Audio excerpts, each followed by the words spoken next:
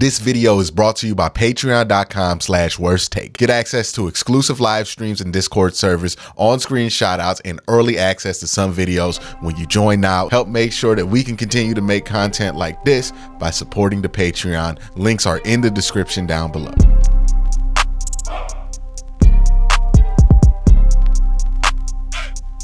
Hey, what's up? The Browns just played their preseason opener and they lost by a pretty significant margin. This was not great theater in this preseason game. It was not a very interesting football game to watch. And given that the men's gold medal game for basketball was on at the same time and you're getting a historic performance from Steph Curry, I wonder how many people really actually tuned in to watch this game.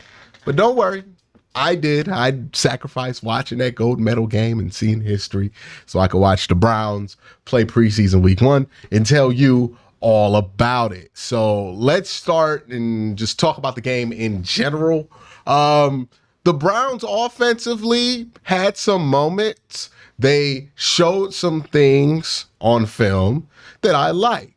Right? They had a lot of tight bunch, a lot of different types of wide receiver alignment that you did not see last year. They definitely had more variations and got more creative with how they use wide receivers and how they ran certain run plays. And I like all of that stuff that we saw on the field schematically. The issue is what the issue is going to be at this point of the preseason, which is it looks sloppy. It looks like they're still learning how to put this one down. And this game didn't really do much to convince me about how I feel about anything about the starting team, really, because we have to put this game in context. The Browns did not play but 3 starters in this game, I believe, on the offensive side of the ball. Maybe Ethan Pulsic, Wyatt Teller, and then I think 2 starters. And then they played, I think, Grant Delpit and Martin Emerson on the other end. There weren't a lot of starters in this game. There were some starters, but not a lot of starters in this game. So you got to take the result with a grain of salt. But seeing where the offense is and the potential of it versus how sloppy it looked at times puts me more and more in the camp of wanting to see Deshaun Watson play in the preseason just so he can work some of this stuff out so it doesn't look like that versus Dallas, or so that it looks a lot crisper versus Dallas. And that's the hope that you see progress throughout the preseason, is that the Browns, whether it's their second team or third team, look a lot more crisp. Look at the contrast to the defense outside of the first drive of the game. The first drive of the game, it's an unfortunate situation. Ronnie Hickman gets left wide, in man coverage, one high, on a slot fade, and he just gets beat, and he unfortunately hurts his back trying to run after this play. And it scores a touchdown, 60-yard touchdown early on. But after that, when the Browns did have their, I would call it their 2.5 team, right? It's not really their second teamers, but it's kind of like their 2.5 team, because you still see guys like Devin Bush out here running with the ones. And we'll talk about Devin. I thought he played well in this game, really well, actually. But they looked crisp defensively when they had those guys out there. Now, once we got to the 3rd, 4th, 5th string, it looked like 3rd, 4th, 5th string. And that's just going to be what it's going to be. I'm not really worried about how the defense looked in the second half of this game.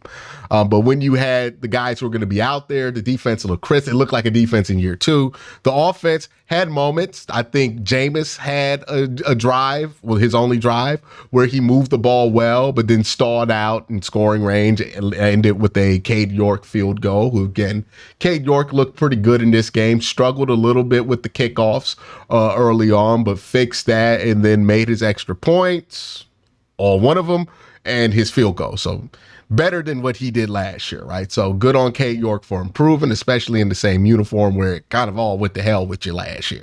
So that's really good. Tyler Huntley was out there. I think he had a couple of drives where he moved the ball really well, was able to run the ball, really dynamic as an athlete, really good at playmaking on the run. I would say of all the backups, he's probably the best playmaker on the run as far as like being able to throw and run. DTR, I think, is a little bit better of an athlete than Tyler Huntley, but I don't think DTR is as creative as Tyler Huntley can be. There was a nice little pitch play that Tyler Huntley had that was a big play for the Browns in this one. But also, Tyler Huntley had moments where he couldn't get a good grip of the ball. He couldn't consistently throw the football to the places where he wanted to. When Tyler Huntley is accurate, he's accurate. But when he's not, he's not. Like, he's just a streaky kind of passer. And that's just what you deal with him, and you can live with that. It's like PJ Walker plus. That's how I'll describe Tyler Huntley. And PJ Walker plus is pretty good for a backup quarterback, or even especially a third string quarterback. So I think that's where Tyler Huntley landed. DTR definitely had the most impressive game. You also have to juxtapose that with the fact that he played against the easiest part or the lowest part of the depth chart while he was out there. And his best stuff did come at the part of the game where you're going to have the lowest people on the depth chart out there. So you got to talk about it in that context. It's not me trying to take anything away from DTR, just trying to talk about it properly. When he was out there in the third quarter, it was the same stuff that was happening with Tyler Huntley, happened with Jameis Winston, where the Browns were able to move the ball fairly consistently. They just couldn't finish drives. The Browns went for it on fourth down a ton, just didn't get a lot moving there. In the fourth quarter, he did get things moving. And again, it's against the worst people on the depth chart. So you expect him to be able to do this, especially since he did this to those guys last year. But what I did find impressive about this outing was that he made some throws more than once that, he really struggled to make last year, even in these situations in the preseason. He looks like he's gotten physically bigger. He looks like he is having a little bit more command over his deep ball. Still not great at it, but a little bit more command. It looks like there's been some progression. The question is the amount of progression he has had so far going to be enough to allow him to be less limited if he has to play? Because I think that's the determination on whether he gets that roster spot. With Tyler Huntley, you're not worried about being so limited that teams feel like they can just cheat and crash down on every pass that you throw and put like 10 people in the box because they're not afraid of you throwing the ball downfield. That's not the case with Tyler Huntley. With DTR, it was. Can he get to the point to where that can't be a valid strategy against him? If he can't get past that this preseason, then he's going to end up in the same spot he was last year. If he can, then there's a chance for him to elevate past where he was last year. And I did think that we saw some signs from this game that would encourage me about what we could hopefully see going forward. Not going to move him up the depth chart yet. Still want to see what he does in the joint practice week and in the game versus Minnesota. But today was a positive step for DTR. Running backs wise, I wasn't impressed with what Jerome Ford did. Pierre Strong, my complaints are the same as always with him. Absolutely no contact balance. He did have a couple of runs where he did exhibit not above average, but average contact balance. And that's what's the most frustrating thing in the world with Pierre Strong. If he just had better contact balance, I could really make an argument for him getting more snaps. But that lack of contact balance, it's abysmal. I can't push for it. Like, hopefully he fixes that. Hopefully he shows more of what he showed on that one drive where he was putting his shoulder into people's chest. But his history tells me that that's not really something you want to bet on. John Kelly, he's a hard runner. He still has the fumble issues. I don't think we really learned anything new about any of the running backs. Aiden Robbins, the kind of knock coming out of BYU is he's as big as like a Bo Scarborough or as big as a Derrick Henry, but he's not nearly as athletic as those two guys coming out of college. So, if somebody like a Bo Scarborough couldn't work out, like what are the odds that, an Aiden Robbins is going to be athletic enough to work out at the next level? And I saw those concerns when I saw him run. Even in the fourth quarter of the preseason game, it seemed like he was a little bit limited by his lack of, I don't know if it's quickness, but he just did not seem like he was able to accelerate fast enough to be able to get to where he wanted to get to consistently. I got to do a study on the film to really nail down what my critiques are of somebody like Aiden Robbins, but it was somewhere in that ballpark. So I'll just leave that there. Wide receiver wise, I thought Cedric Tillman had himself a nice day. I thought Jamari Thrash had himself a nice showing. I like Jamari Thrash. I like where Jamari Thrash could fit in with the team in the future. He just seems like one of those nice utility wide receivers, right? He's never going to be the headliner. He's never going to be first on the batting order or hitting cleanup or fifth or fourth. He's always going to be that guy batting second or ninth, but he's going to be useful.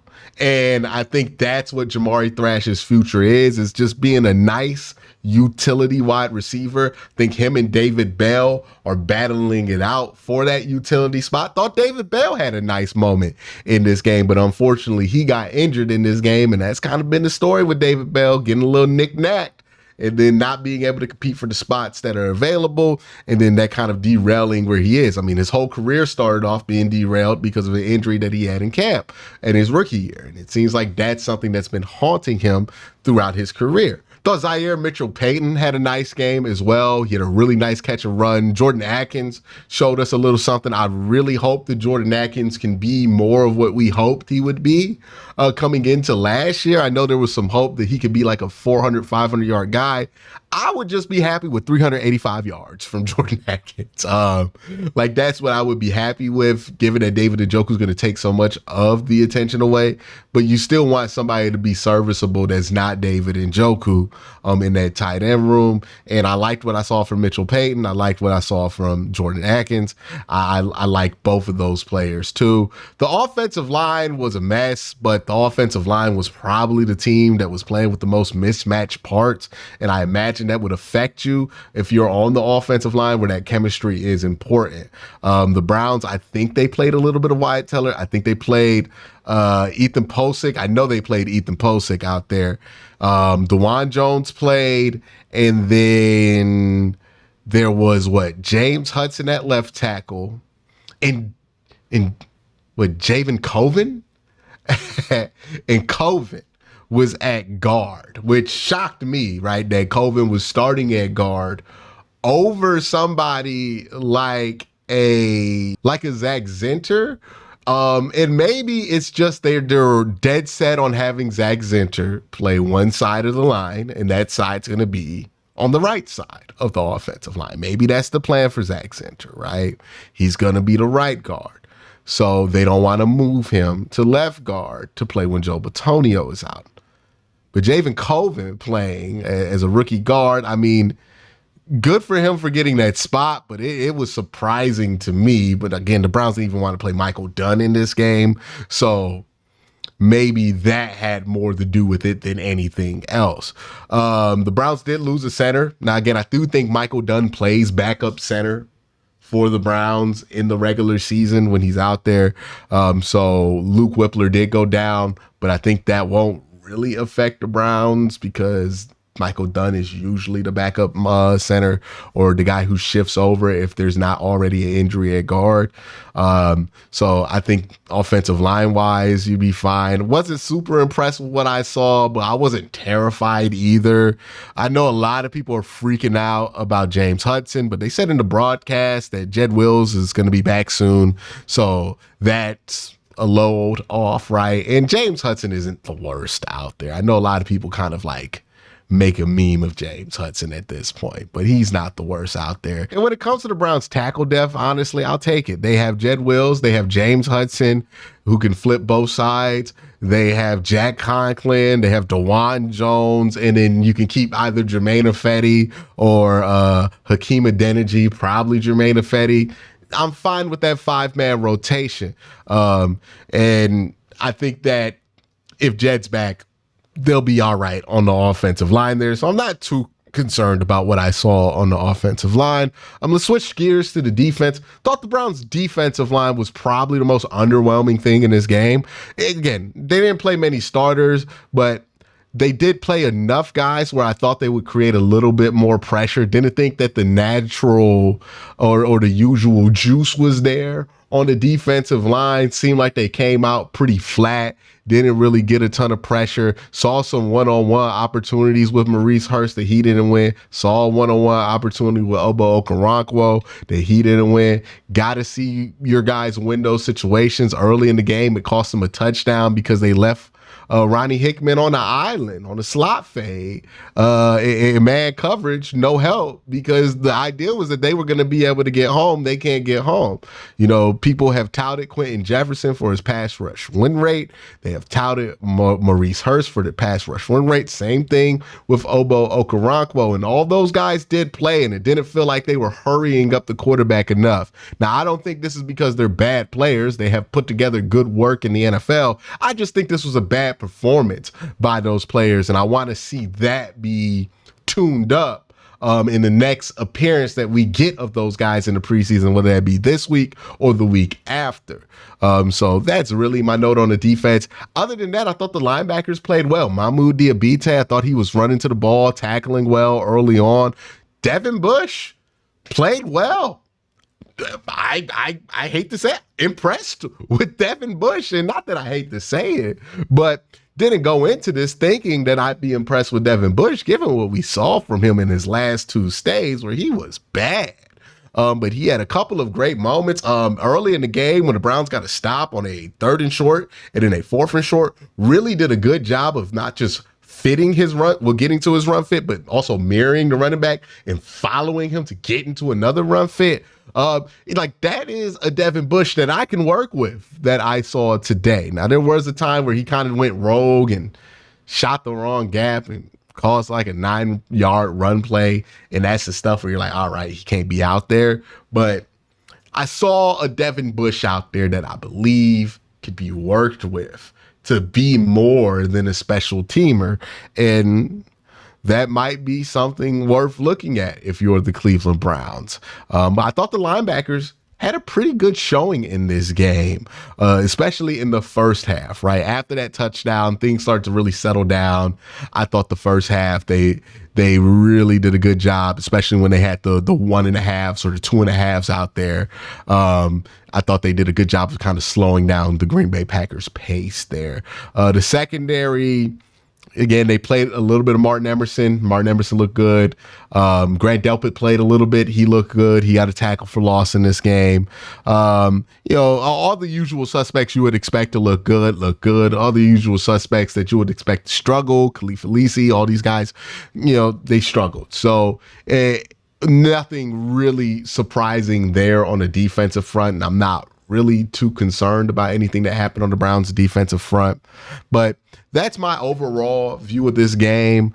I'm not really too concerned about the result of it. I'm never too concerned about the result of a preseason game. I thought you saw some nice stuff from some of your young receivers, some of the young players on offense. What DTR showed was encouraging. What I would like to see for the next preseason game is more Jameis Winston. I think giving him one drive doesn't make very much sense. I don't understand that decision by Kevin Stefanski to start Jameis, but only have him out there for one drive when he is going to be the backup all year. It's not like Deshaun Watson starting the year suspended like 2021 when you had to do the same thing with Jacoby Brissett.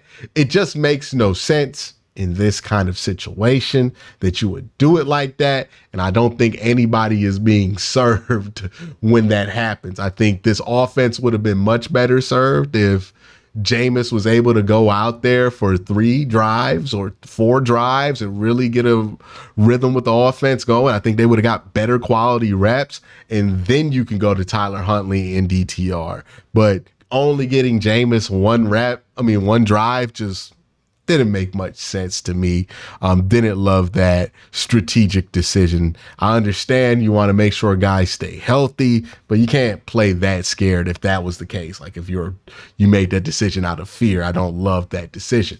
Other than that, I think that this is a game that they can build on, especially on the defensive line. And I want to see the defensive line kind of take this performance, which I thought was pretty lackluster for them, even if we're not talking about the starters, and take it personal and really show that they're better than that in the next game. But let me know what you guys think. Y'all have a good day. Have an even better night. Peace.